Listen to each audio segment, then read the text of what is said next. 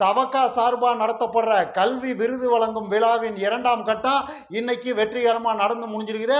இதில் விஜய் ஏதாவது பேசுவார், அவரை வச்சு செய்யலாம்னு காத்துக்கிட்டு இருந்த என்னைய மாதிரி ஆட்களுக்கெல்லாம் ஏமாற்றம் தான் மிஞ்சிச்சு. ஏன்னா இதில் விஜய் எதையுமே பேசலை. ஏண்டா என்னடா நீ இவ்வளவு அப்பாவியாக இருக்கிற, விஜய்கிட்ட பேசுறதுக்கு வேற என்னடா இருக்குது? அவர்கிட்ட இருக்கிறது ஒரே ஒரு மேட்ரு தான். அவர்கிட்ட அரசியல் ரீதியாக இருக்கிறது புசி ஆனந்தும் பனையூர் பங்களாவும் தான். அதை தாண்டி விஜய்கிட்ட அரசியல் என்ன இருக்குது? அவர்கிட்ட இருந்த ஒரே ஒரு விஷயத்த போன மீட்டிங்லேயே பேசிட்டாப்ல. அப்புறம் இந்த மீட்டிங்ல என்னத்தரா பேசுவாப்லங்கிறீங்களா? உண்மைதான். அதாவது ஆதவர்ஜுன் ஆகட்டையாவது அரசியல்னு பேசுறதுக்கு முழுசா 3 ஐட்டங்கள் இருக்குது. இந்த பீத்த விஜய்கிட்ட ஒத்த ஐட்டம் தான். அனிலின் மொத்த அரசியலுமே ஒத்த வார்த்தை தான். ஆதவர்ஜுனாவது ஒரு பிரஸ் மீட்டை வச்சாப்புனா தமிழ்நாட்டில் தலித்துகளுக்கு பாதுகாப்பு இல்லை, வேங்கை வயல் விஷயத்துல திரும்ப திமுகவை சரியா திட்டவே இல்லை, வக்பு திருத்த சட்டத்துக்கு எதிராக வக்கீல் வச்சு வாதாடுற வக்கு எங்களுக்கு தான் இருந்தது, வேற யாருக்குமே அந்த வக்கு கிடையாது. நாங்களும் ஊருக்குள்ள பெரிய ரவுடியாக்கும்னு ஒரு 3-4 மேட்டர்களை வச்சுக்கிட்டு உருட்டுவாப்ல. அனில்கிட்ட அதெல்லாம் எதுவுமே கிடையாது. ஊருக்குள்ள இருக்கிற ஒட்டுமொத்த அரசியல்வாதியும் மொல்ல மாறியா, நான் மட்டும்தான் மனித புனிதர் மகாத்மா, எனக்கு ஓட்ட போடுங்க, அவ்வளவுதான். அனில்கிட்ட இருக்கிறதே இவ்வளவுதான். ஆகையால் அனில் இன்று அரசியல் ரீதியாக தன் திருவாயை திறக்கவே இல்லை. ஆனா அனில் தான் பேசலையே தவிர அனில புகழ்ந்து அங்க வந்திருந்த நண்டு சிண்டுகள்லாம் பேசின அந்த பேச்சு இருக்குதே, அந்த கருமத்தையெல்லாம் காதில் கேட்கவே முடியல. அதை பற்றி பேசணும்னா நல்லா இருக்காது. 4 வார்த்தை அதை பற்றி பேசிட்டு அடுத்த மேட்டருக்கு போவோம். அதாவது அங்கே வந்திருந்த நண்டு சிண்டுகள்லாம் அதுக்கு என்ன தெரியுமோ தெரியாதோ சொல்லி கொடுத்தவனுங்க திருத்தமாக சொல்லி கொடுத்தானுங்களோ இல்லையோ என்ன கருமமோ அது இஷ்டத்துக்கு புகழ்ந்து பாடுது. அப்படியே புல்லரிப்புல பேசுது. அண்ணா யார் தெரியுங்களா? அடுத்த அதிபரே அண்ணா தான். 2026 தமிழ்நாட்டுக்கு அதிபராக அண்ணாவை ஆக்கலினா கஷ்டம், ரொம்ப கஷ்டமாயிரும். ஆக்சுவலா அண்ணா அவரோட அழகுக்கும் திறமைக்கும் அறிவுக்கும் அண்டார்டிகாவில் பிறந்து அங்க இருக்கிற பனிக்கரடிகளை எல்லாம் பாதுகாத்துறதுக்கு வேண்டிய ஆளு. ஆனா நம்மளோட அதிர்ஷ்டம் நம்ம ஊர்ல பிறந்து நம்மளையெல்லாம் பாதுகாக்கிறோம்னு வந்திருக்கிறாரு. இப்படிப்பட்ட அண்ணாவை தவற விட்டோம்னா இனிமே இப்படிப்பட்ட ஒரு நல்லவர் தமிழ்நாட்டுக்கே கிடைக்க மாட்டாப்ல. அதனால அனில் அண்ணா தான் அடுத்த அதிபர்னு அத்தனை நண்டு சிண்டுகளும் புல்லரிச்சு போய் பேச அனில் அப்படியே புலங்காகிதம் அடைஞ்சு புன்சிரிப்போட அந்த கருமத்தையெல்லாம் கேட்டுக்கிட்டு இருந்தாருன்னு வைங்க. சரி, அரசியல் ரீதியா இது எல்லாரும் செய்யறது தான். அப்புறம் அனில் அவரோட கை காசை போட்டு இந்த புரோகிராம் நடத்துறது அந்த பசங்களோட படிப்பு மேல இருக்கிற அக்கறையா என்ன? இத்தனை நாளா இல்லாத அக்கறை இத்தனை வருடங்களா கோடி கோடியா சம்பாதிக்கும் போது மாணவர்கள் மேல அனிலுக்கு இல்லாத அக்கறை இப்ப 2-3 வருஷமா மட்டும் பொத்துக்கிட்டு ஊத்துதுன்னா என்ன அர்த்தம்? இதுக்கு தான் இப்படி அவங்க எல்லாம் புகழ்ந்து பேசினா அதை கேட்டு புன்முறுவலோட அதை அனுபவிக்குங்கிறது தான் அனிலோட ஆசை. அனுபவிச்சுட்டு போகட்டும், அனிலோட காசு அவங்களோட வாய, இதுல நமக்கு என்ன வந்தது? மற்ற கட்சிக்காரங்க எல்லாம் சொம்பும் குடமும் கொடுத்து ஓட்டு கேட்டுக்கிட்டு இருக்கிறாங்க. அனில் சோப்பு டப்பாவை கொடுத்து, இன்ஃபேக்ட் சோப்பு டப்பா மாதிரியான ஒரு ஐட்டத்தை சோப்பு டப்பான்னு சொல்லி ஓட்டு கேட்டுக்கிட்டு இருக்காப்ல. டெபாசிட் வாங்குவாரா மாட்டாராங்கிறதையெல்லாம் பொறுத்திருந்து பார்ப்பான். இதுல இதையெல்லாம் தாண்டி இன்னொரு இன்ட்ரெஸ்டிங்கான சம்பவம் நடந்தது. தளபதி அண்ணா நீட்டை பத்தி போன மீட்ல சொன்னாரு.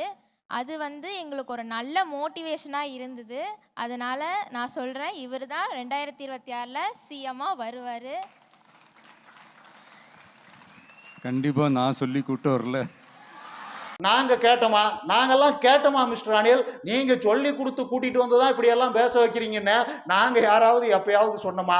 எதுக்கு நீங்களே இப்படி ஒப்புதல் வாக்குமூலத்தை கொடுத்து அசிங்கப்படுறீங்க? ஸ்கிரிப்டுக்கு வெளியே பேசாதீங்க மிஸ்டர் அனில். உங்களுக்கு ஸ்கிரிப்ட் கொடுத்தாதான் நடிக்க வருங்கிறது ஊர் உலகத்துக்கே தெரியும். எதுக்கு ஸ்கிரிப்டுக்கு வெளியே பர்ஃபார்ம் பண்ணி இப்படி நீங்களே உங்களை அசிங்கப்படுத்திக்கிறீங்க? யாரு கேட்டா இப்படி? நீங்க சொல்லி கொடுத்துதான் இவங்க எல்லாம் இப்படி பேசிக்கிட்டு திரியிறாங்கன்னு யாராவது சொன்னாங்களா? இன்ஃபேக்ட் அப்பாவி அனில் குஞ்சு இதுக்கு பின்னாடி இருக்கிற உண்மை என்னன்னு தெரியும். இது உங்க கை காசை போட்டு நீங்க நடத்துற ஃபங்க்ஷன். இன்ஃபேக்ட் இந்த ஃபங்க்ஷன்ங்கிறது மாணவர்களுக்கு நீங்க நடத்துற பாராட்டு விழா கிடையாது. மாணவர்கள் எல்லாம் உங்களை பாராட்டுறதுக்காக நீங்களே நடத்துற பாராட்டு விழாங்கிறது அப்பாவி அனில் குஞ்சுகள்லயே ஆல்மோஸ்ட் அதிகமான பேர்த்துக்கு தெரியும். அப்புறம் எதுக்கு இப்படி ஸ்கிரிப்டுக்கு வெளியே பர்ஃபார்ம் பண்ணி அசிங்கப்படுறீங்க மிஸ்டர் அனில்? ஸ்கிரிப்ட்ல என்ன இருக்குதோ அதை மட்டும் பண்ணுங்க, அதுதான் உங்களுக்கு வரும்.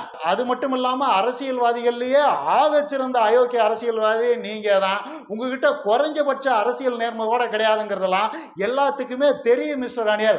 இப்போ உங்ககிட்ட குறைஞ்சபட்ச நேர்மை இருந்தா அந்த நண்டு சிண்டுகள்கிட்ட எல்லாம் என்ன சொல்லியிருக்கணும், இந்த பாருப்பா நீங்க எல்லாம் படிக்கிற வயசுல இருக்கிறவங்க, 15-17 வயசுல இருக்கிறீங்க, உங்களுக்கு அரசியல்னா என்னன்னுலாம் இப்ப தெரியாது, முதலமைச்சருங்கிறதெல்லாம் ஒரு பெரிய போஸ்டிங்க, அதை பத்தின புரிதல் வரும்போது நல்லவங்களா பார்த்து ஆதரிங்க, அப்போ உங்களுக்கு யார் நல்லவங்கன்னு தோணுதோ அவங்கள ஆதரிங்க, இப்பெல்லாம் அரசியல்லாம் பேசாதீங்க, போய் பொத்துனாப்புல படிக்கிற வேலையை பாருங்க அப்படின்னு சம்பிரதாயமா, ரொம்ப சம்பிரதாயமாவது ஒரு அட்வைஸா அவங்களுக்கு நீங்க கொடுத்துருந்தீங்கன்னா உங்ககிட்ட ஒரு குறைஞ்சபட்ச நேர்மை இருக்குதுனாவது ஒத்துக்கலாம்.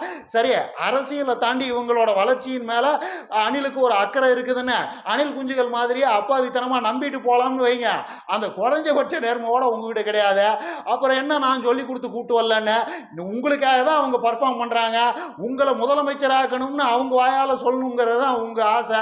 அப்புறம் எதுக்கு இப்படி பேசி உங்க அயோக்கியத்தனத்தை நீங்களே வெளிக்காட்டிக்கிறீங்க மிஸ்டர் அனியல். அது மட்டும் இல்லாம விஜய் முதல்ல தான் அடுத்த அதிபர்னு நம்பணும்னு ஆசைப்படுறாருன்னு நினைக்கிறேன். அதனாலதான் இப்படி நண்டு சிண்டுகளை எல்லாம் விட்டு வாயாம அடுத்த அதிபர் அண்ணாதான், அடுத்த அதிபர் அண்ணாதான், அண்ணா எல்லா ஏரியாவிலையும் கில்லி, சினிமாவில் கில்லி மாதிரியே அரசியல்லையும் அவர் ஒரு பெரிய சல்லியா வருவாரு, ஐ மீன் ஒரு பெரிய பள்ளியா வருவார்னு இவங்க எல்லாம் பேசுறது விஜய்க்கு ஒரு மாதிரி கான்பிடன்ட் தேவைப்படுறதை தான் காட்டுது.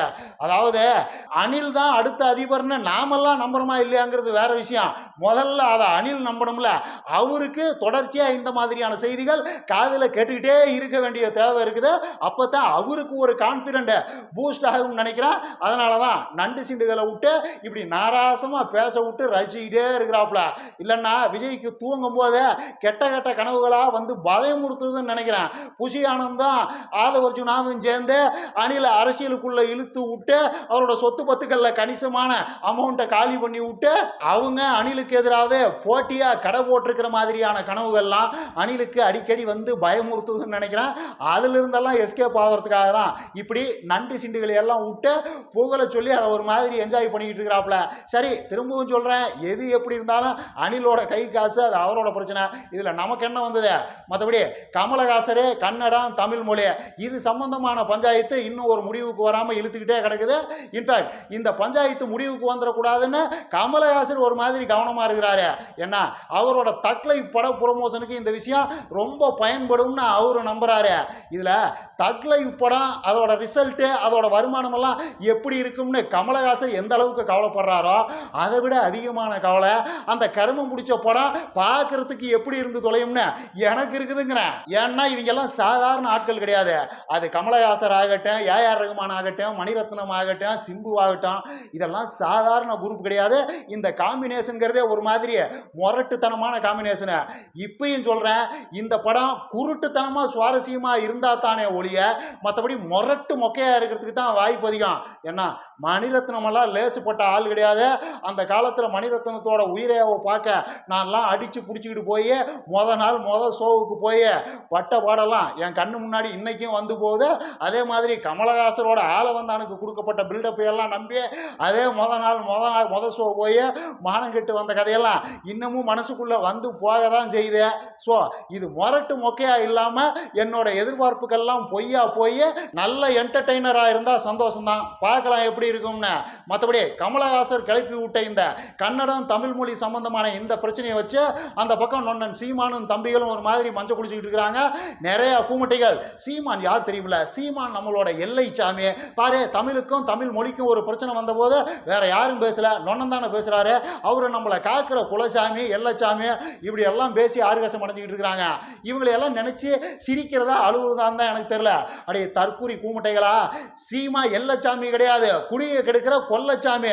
உங்க வீட்டு கொல்லப்புறத்துல வந்து உக்காந்துக்கிட்டு எரியிற நெருப்புல எண்ணெய் ஊத்தி இன்னும் டோட்டலா உங்க வீட்டையே கொளுத்தி விடுற கொல்லச்சாமி தான் இந்த எச்ச சீமான்லாம். இந்த எச்ச சீமான் பண்ற அரசியலால இன்னும் பிரச்சனை பிச்சுக்கிட்டு போகுமே தவிர தீராத. கூமுட்டைகள்லாம் இதை புரிஞ்சுக்க முயற்சி பண்ணுங்க. ஆக்சுவலா கமலஹாசன் இந்த பிரச்சனையை சிம்பிளா முடிச்சிருக்கலாம். ஏன் இறங்கி வர மாட்டாருன்னு எனக்கு புரியல. இப்போ நான் மன்னிப்பு தானே கேட்கணும், கேட்டுருவான். யார்கிட்ட கேட்குறேன்? என்னோட கன்னட சகோதர சகோதரிகள்கிட்ட கேட்குறேன். அதில் என்ன பிரச்சனை? எந்த ஒரு மொழியையும் தாழ்த்தணும், எந்த ஒரு மொழியையும் உயர்த்தணுங்கிற எண்ணத்தோட நான் எதையும் சொல்லலை. ஆனால் நான் சொன்னதுக்கு அதுதான் அர்த்தம்னு நீங்கள் புரிஞ்சுக்கிட்டீங்கன்னா, நீங்கள் அதை அப்படி எடுத்துக்கிட்டீங்கன்னா, அதனால் உங்கள் மனசு புண்படுதுன்னா, உங்களுக்கு அதில் ஒரு வருத்தம் வருதுன்னா எனக்கும் வருத்தம் தான். நான் மன்னிப்பு கேட்டுக்கிறேன். We are all brothers and sisters. Kannada Tamil வேற வேற இல்லை, நாமெல்லாம் ஒன்று தான், அடிப்படையில் எல்லாரும் ஒன்று தானே. சிம்பிளாக இந்த மேட்ரை கமல் முடிச்சுட்டு போயிருக்கலாம். ஆனால் அவர் இதை லைம் லைட்லேயே வச்சிருக்கணும்னு விரும்புகிறாரு. இன்னைக்கு கூட என் கூட நின்ற அத்தனை தமிழ் சொந்தங்களுக்கு நன்றின்னு அவரு இதை ஒரு மாதிரி லைம் லைட்டில் வைக்கவே தான் முயற்சி பண்ணியிருக்கிறாரு.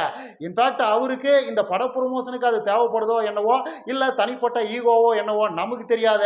மன்னிப்பு கேட்டால் ஒரு மாதிரி அசிங்கமாயிராது. ஒரு நாம ஏற்கனவே விட்டுருக்கிற ஊழ ஊதாருக்கெல்லாம் இது ஆப்பா மாறிடும்னு அவர் பயப்படுறாரா என்னன்னு நமக்கு தெரியாது. ஆனால் இதில் அந்த அளவுக்கு சீரியஸாலாம் ஒரு விஷயம் இல்லை. கமல் மன்னிப்பு கேட்கறதுனால ஒட்டுமொத்த தமிழ்நாட்டுக்கும் அவமானம்லாம் ஒரு கூந்தலும் கிடையாது. அப்படியே அந்த பக்கம் சீமானும் அவரோட எச்ச தம்பிகளும் பேசிக்கிட்டு திரிகிறாங்களே தவிர உண்மையில் அப்படியெல்லாம் ஒன்றும் கிடையாது. இதில் என்ன இருக்குது? அவன் மொழி அவன் அதை பெருசுன்னு நினச்சி பரவசம் அடைஞ்சுக்கிறான். அந்த உரிமை எல்லாத்துக்குமே இருக்குது. மற்றபடி எப்பயும் சொல்கிற ஒரு விஷயத்த இப்பயும் சொல்லி இந்த வீடியோவை முடிச்சுக்கிறேன். அதாவது சங்கிகளும் தம்பிகளும் சந்தோஷமா இருக்கிறாங்கன்னா, சங்கிகளும் தம்பிகளும் நாட்டில் நடக்கிற ஒரு விஷயத்துக்காக குறுக்க நெடுக்க உற்சாகமாக ஓடிக்கிட்டு இருக்கிறாங்கன்னா அது குடிய கெடுக்கிற விஷயம்னு அர்த்தம். இந்த கமல் பஞ்சாயத்துலையும் அதுதான் நடந்துகிட்டு இருக்குது. அதனால இதை இத்தோட விட்டுட்டோம்னா எல்லாத்துக்கும் நல்லது. அப்படித்தான். இன்னும் நிறைய பேசலாம். லைக் பண்ணுங்க, ஷேர் பண்ணுங்க, கமெண்ட் பண்ணுங்க, மறக்காம சப்ஸ்கிரைப் பண்ணுங்க.